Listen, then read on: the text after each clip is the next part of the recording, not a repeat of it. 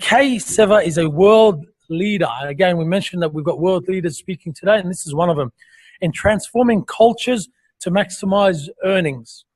She has over 33 years of mining experience in copper, coal, iron ore, gold, and exploration. Kay has worked with every level of management to reveal equipment capacity, reduce costs, manage projects, refocus the team, and build trust and management credibility. Now, to remove the barriers that prevent success, Kay created a fantastic concept in third stage management. It's the world's first barrier removal tactic for management teams. Pretty cool. Kay is a certified management consultant. Did I pronounce this correctly? Purdue University, is that right? Purdue, yes. Purdue University, I know these North Americans have weird words. Right? And founder of Optimised Consulting LLC. Her books, she's written books and has over 60 plus articles that focus on management behind closed doors and challenges with change. Ladies and gentlemen, a big round of applause for Kay Seva. How great it is to be with you today and share these moments together. I'm going to be giving you some new perspectives, perhaps some things you've never considered in all the years of experience that you've had at your mining companies. And I'd like to start our discussion today with an analogy that I like to make with a jar. When we go to the store and we buy anything in a jar, we think about what's inside the jar, we think about the shape of the jar, we think about its size. But we rarely consider the lid on a jar. As long as it's keeping the contents tight and secure, we usually don't think much about it. The function of a lid on the jar is to keep everything inside the jar that's in there and to keep everything on the outside from getting in. Have you ever considered that your organizations have virtual lids? And that one reason you struggle with change, you find it difficult to meet your budget goals, to meet your 10-year goals, to reduce cost as you'd hoped, to increase availability and utilization, as you really believe you should be able to, that there's really something else that's holding you back.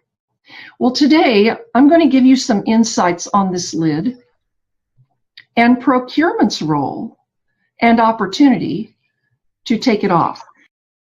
There's 3 components that we're going to look at in our session today related to procurement's opportunity to be optimally linked to the value stream. If that linkage isn't optimal, then we're going to have losses occur that often remain hidden. And I'm going to share more about where those losses are, why they remain hidden, and what we can do to change that. We're going to talk about management perspectives, about procurement's role, decision criteria that procurement uses, why they use it, and some possible changes we could make to that criteria that would make a lot of difference in the bottom line and in the culture of our companies. And thirdly, the impact of how we work together and just that dynamic itself and what difference that can make if optimization, which means our best performance every single day, can be achieved. There's 4 sections to this session. The first one, we're going to explore more about the relationship between budget and the theory of optimization and what we're really trying to do here when we say we want to optimize performance. We're going to be exploring barriers that prevent this from happening. And the first one you may find rather unusual. In my work with the financial side of mining for several years, I recognized what was on the ledger. We all know what's there. We know dollars that we spent are there. We know revenue that we collected when we sold our product is there. We know that costs are there for paying our people, for fixing problems. Have you ever thought about the ledger being the net result of what happens in your companies? And what if we could gross that result up? What would that look like? Potential is missing from the ledger. The reason this concept is in this presentation is that this is a different way to think about our business. When we begin seeking potential and we recognize that it's not even on the ledger, then we have to look elsewhere for it. We can also recognize that just that missing piece can create a barrier for us that's invisible. But once we understand how to find potential, how to calculate it, and what is it that hides it and steals its ability to make it to the bottom line, we are empowered with information that really can change our world. To carry this further, when we think about management perspectives, let's start with the goal that we all talk about when we try to meet budget. We plan to be this good. If our companies have that mindset and we operate around that mindset, which I can guarantee you, and many of you already know, that most companies measure their success based on whether or not they achieve their budget. We have actual performance. A budget goal is set based on some reasonable expectation or perhaps just a desire to do better than we did last year. And we measure everything we do, and we make decisions during the year based on that goal and closing that gap. What if there was another question we could ask about our business? How good can we be? And what if we had data that would actually give us some insight on how good we could be? And how the answer to that question compared to our budget goals.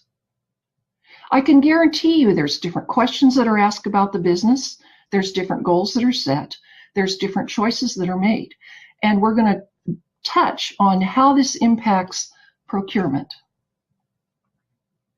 If we look at the numbers that are on the ledger again, just to go back and get a little bit more clarity on what we're speaking about here, we have tons and cost on the ledger. We have budgeted improvement that's not on the ledger yet. And we can compare what we've got on the ledger now to what our actual potential is. And understanding the gap between what we could achieve and where we're at today is key to us really achieving a level of performance that we may not have thought was possible. Part of that gap is made up of recovery loss and productivity loss and value of tons not produced. Now, that is the equipment asset side of the business primarily. The other side of that are costs that are incurred through organizational barriers that could be eliminated or saved. Either way, when we focus on achieving a budget goal, we also tend to overlook the barriers that are holding us back because we probably believe we don't have any, unless maybe we need new equipment. But as far as organizational barriers, we don't have any. Though we want to focus on the gap and what is yet to be achieved and what's possible to achieve, all of a sudden our barriers are unacceptable. Now, an analogy I like to draw is, I'm sure some of you have watched the Indianapolis 500 every year at the end of May. It's a world famous race. I've actually been to that race a couple of times, and I followed it because I grew up in Indiana, where that race is held. Can you imagine that on race day, there's 33 cars on the track. They're going around for one last time before the green flag is dropped. It's about ready to start the race, and the announcer came on, and he says, "I'm sorry, but today we are not going to be able to go 200 miles an hour. There are traffic cones and tree limbs on the track." And in fact, all the drivers will only be able to go 30 or 40 miles an hour. Can you imagine what would happen in the stands if that announcement was made? Can you imagine what would happen in the racing teams, in the pits? People would be running out onto the track to pull all those barriers off the track so those cars could go 200 miles an hour. And yet, in companies, we accept many barriers as unchangeable, something we just can't do anything about, or perhaps even part of the process that we become so used to them that we've accepted them as just the way it is here. If we change that mindset, and all of a sudden we made chasing those barriers a scope of work, can you imagine what could happen within meetings, within negotiations, when you're problem solving, if there's nothing to stand in your way within a group of people? It is an amazing experience. So if we look at can we meet budget, what are some of the assumptions that we begin making about the business? What is it that we do? We set lowest cost targets. We set targets based on past performance, which isn't always bad. People tend to forfeit value to achieve the budget, which isn't good. And often our financial loss associated with those things is unknown. Our impact on procurement with our can we meet budget mindset includes finding lowest cost vendors or becoming disconnected from our opportunity to capture potential. On the flip side, if we're looking for how good can we be, if that is what we're thinking every day when we go to work, when we work with others, all of a sudden our mindset changes, and so do our words and actions, and so does our interaction with others. Because all of a sudden we are acting as a team, if you will, a soccer team, where everybody's running down the field together to win the game. We understand the value at risk, and we're playing an active role in avoiding losses. So I'd like to review quickly some real losses that are occurred. I've got a few mining examples just as an order of magnitude as we go through this discussion about potential, what's possible, and what we've been missing because some of these losses are hidden from us. Our assumptions about what we perceive as our impact to the business when we set a lowest cost vendor goal include the fact that we expect higher profits for that effort. And fair enough, procurement is often able to report savings in that area.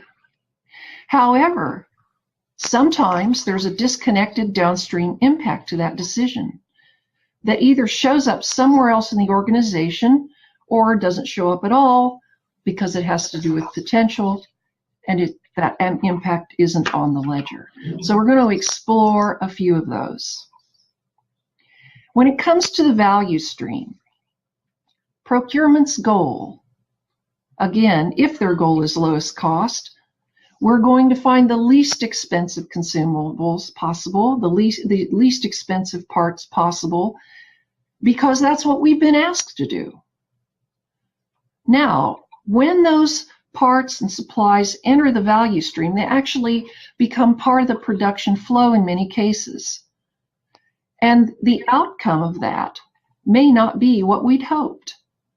If we've got parts that are inferior, let's say they're going into equipment like crushers, mills, we may have equipment damage as a result if that part is inferior or that particular consumable isn't working well with the process itself. As a result, we may have some of our plants that are not able to meet budget. But it's often difficult to tie back the fact that they're not meeting budget to the decision to go with lowest cost vendors across the board. For example, when there was a crusher manganese replacement that was asked for, there was a lowest cost vendor sought out, and the savings was less than $2,500 on that decision. And unfortunately, because that decision was made, the plant ended up incurring a $500,000 loss because that particular manganese wasn't available. So there was an attempted savings, $2,500, an offset $500,000 loss.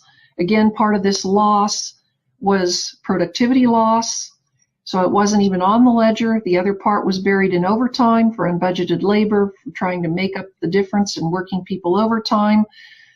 That was buried in overtime. So the cost and benefit are separated. Now, it's possible to pull that information together, but we need to do it intentionally.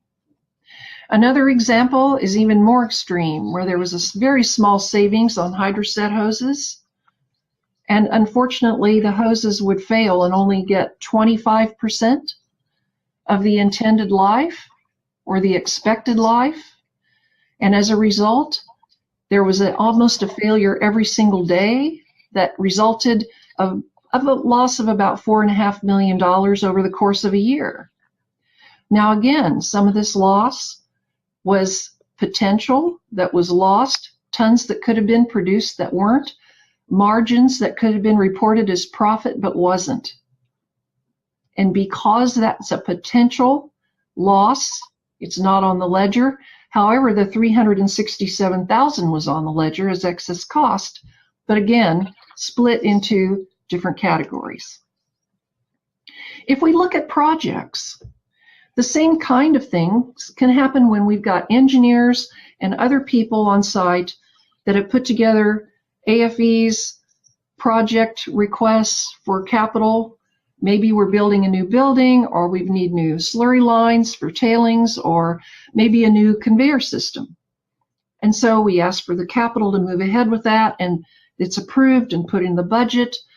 And maybe there's some special requirements or just requirements for quality of materials, or perhaps expertise of certain contractors that we place in that bid.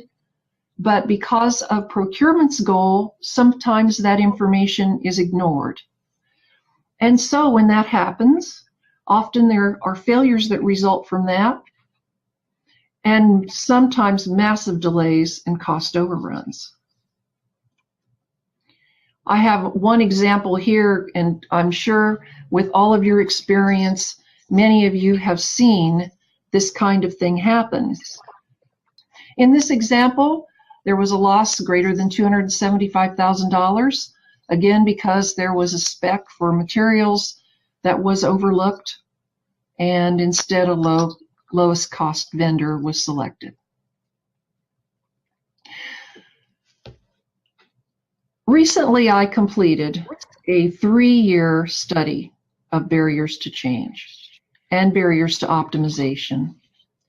It was necessary for me to do this because I've had many different scopes of work, and fortunately many different projects for many different size and kinds of mining companies.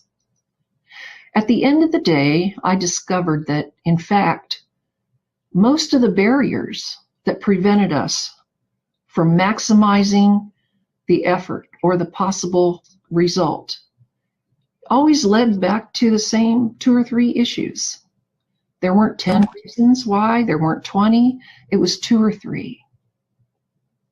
And I will tell you that in order to optimize performance, that effort always involves loss reduction.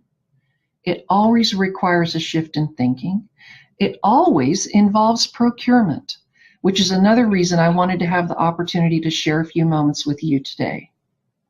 It cannot be achieved by investing in equipment and systems, as many mining companies believe. Sometimes companies spend millions of dollars to put in equipment and systems for the sole purpose of optimizing performance. They believe they've done it, when in fact they're only at stage 2. Stage 3 is the people side of that effort, and often there is a lack of awareness of how important that effort is. There are billions of dollars that have been lost in our industry due to a lack of awareness of the kinds of things I'm sharing with you today. And really, the key to success is driven by new awareness of barriers and losses, new management choices, and new interactions between people. Now, we're going to talk more about that as far as what we can do to fix this. There's really two areas to focus on. One is procurement's active involvement in avoiding excess costs, both on the problem side and on the project side. There's also an opportunity to help capture potential through better asset availability and utilization, through matching up particular procured inputs to the needs of the process. There's three things, action items, if you will, I'm going to touch on briefly here. The first is refocusing the vendor selection criteria on loss reduction and including price and performance. I'm guessing that some of your companies already do this, but whether or not you're going far enough on the performance side where you're actually focused on optimization may be something that you want to consider. This effort should apply to reorders as well as new orders, and it is important to seek out those vendors that are investing in R&D for their customers' benefit, not just their own internal bottom line. There are some companies out there that do this, and they are companies that would make great business partners. It might be helpful as part of this shift to looking at the business from an optimum perspective to have a procurement liaison that's there to help focus on process improvement and product improvement and communications with the rest of the value stream, specifically operations, maintenance, engineering. Partnering with production to find fast and effective solutions when there's a breakdown. That there's almost nothing that can replace that kind of partnership. It is so valuable, and so often it's missing in our companies. Lastly, working with new vendors and how this person could help coordinate on-site testing and that kind of thing. There are some pitfalls to avoid and be aware of, and I'm just going to share a few of those briefly with you. Paying bonuses is a way to incent people to behave in a certain way. It's important to take a look at the incentive system to see if our people are being encouraged to behave in a way that counteracts what we're trying to achieve when we really do want to focus on capturing potential and reducing hidden losses. When we evaluate new vendors, procurement needs to be involved in that process. Very important. We need to resist the temptation to fully automate what we do. There are times when it's important to step back and have that human interaction and common sense evaluation to see what will give us the very best result. When we manage on-site tests before selecting a new vendor, there's a real opportunity there, and we have to be careful that if the tests go really well and are very successful, that in case there's a small administrative detail, and by the way, that is not safety related, that perhaps we could find a way to negotiate or agree to make a modification to our own document in order to avoid forfeiting very large potential profit opportunities in the future. I know of one example where $400,000 was spent on an on-site test program. The tests went extremely well. Production and maintenance were extremely happy, but because of one of these technicalities, the vendor was not accepted. And there's an estimate at a minimum that that company lost $20 million in future profit because of that decision. So these small administrative details sometimes could cause us to forfeit huge profit opportunities, and it's important to be aware of that. Let's move now to the last section in this presentation where we shift the culture from a cost reduction to a loss reduction culture. And really, at the end of the day, I'll be honest with you, we could do everything that I've already spoken about today. And if we don't do this, we can't get there. This is so important. There are organizational barriers, just the way we've traditionally interacted, run companies, made decisions that prevent us from being the best that we can be. It's important to take an honest look at some of those, but I will tell you at the end of the day, the shift that we're looking for requires collaboration. And perhaps it's a collaboration at a level that you've not had personal experience with before. I'm not talking about procurement, just procurement making these changes. These are really changes that must be agreed to at the executive level because they will be supported and reinforced there. How procurement interacts with operations and maintenance and engineering is very important. But on the flip side, how operations, maintenance, and engineering interacts with procurement is just as important. And so there will be expected changes in that interaction that actually are all good, and help people achieve a level of performance they really perhaps had not thought possible. It's important to understand that the organization chart can be a barrier to this kind of thinking and loss reduction itself. When we are thinking every day as a manager of one of the boxes on the org chart, that I manage this box, we will go to meetings thinking about that. We will solve problems thinking about that. And it's important to shift to a mindset that says, I co-manage this value stream. This illustration I have used for years to illustrate this approach, and you can see the top set of people there each have a different colored square above their head and a different shape. So each of them have a I manage my box mindset coming into meetings. And in fact, everybody needs to put their puzzle pieces together and develop that single vision for capturing potential and reducing losses. And when that is achieved, all bets are off on what people can achieve when they're together, working together. But again, very important that the executives drive this, believe in it, and commit to it. Moving from cost to loss.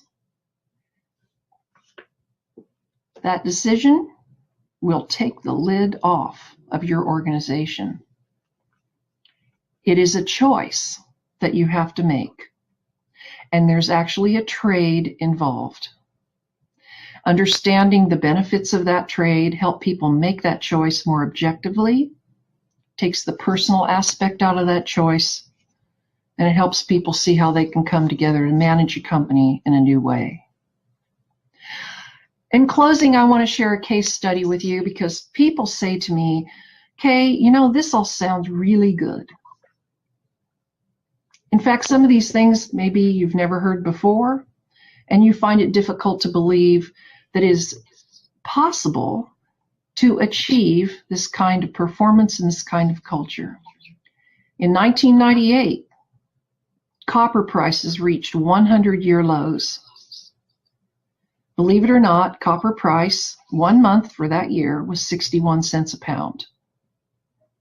In 1996 and 1997, Cypress Amex Minerals, a US-based copper, coal, gold exploration company, decided to remove the lid. They didn't call it that back then, but that's what they did. They adopted a how good can we be mindset. They shifted from a cost reduction to a loss reduction management strategy. They involved all key value stream departments in the shift, including procurement. And that month, they broke even at 61 cents a pound. All competitors were closing mines, reporting huge losses, shutting down equipment and entire sites. So when people come to me and they say, Kay, is this really possible to achieve? I say, yes, it's very possible to achieve. And it really does come down to a choice and raised awareness about what is possible. I want to close out today and talk about potential. This is a piece of copper ore that I picked up when I was in Peru. Pretty high grade, as you can see. It's got lots of potential copper in it. Our goal is to turn it into this. The question is, can we maximize profit in that process? And the answer is yes, we can do it. Believe me, you're closer than you can possibly imagine to being able to make that shift and experience that kind of success. Thank you so much, and I'd be happy to take questions if there are any. Kay, thank you very much. Round of applause, guys, for Kay.